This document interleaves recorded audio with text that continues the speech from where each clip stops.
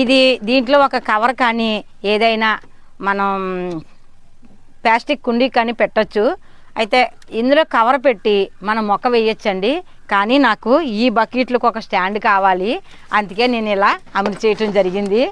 ఇలా మనం ఎలా వీలు కుదిరితే అలా చేసుకోవచ్చు. ఇదైతే మాత్రం చాలా బాగా మనకి ఉపయోగపడుతుంది. చూసారా, నేను ఇక్కడ ఒక కర్ర సహాయం చేశాను, ఇక్కడ తీగలతో నాకు నచ్చినట్టు కలిపేశానండి. అలానే ఇక్కడ ఈ పక్కనే కన్నాలు పెట్టి నేను ఇలాంటి తీగితో నేను దీన్ని కట్టేయటం జరిగిందండి. ఇలా కట్టేశానండి. నాకు నచ్చిన విధంగా పెయింటింగ్లు అయితే వేసేసుకున్నానండి. ఇది ఇలా మంచిగా ఉపయోగపడింది, నాకు చాలా బాగా నచ్చింది. ఇది మనం స్లాబ్ మీద ఇలా పెట్టడం వలనండి ఇది ఒక స్టాండ్లా ఉపయోగపడుతుంది. మనం ఇప్పుడు వీటిని రీపాట్ అయితే చెయ్యాలండి.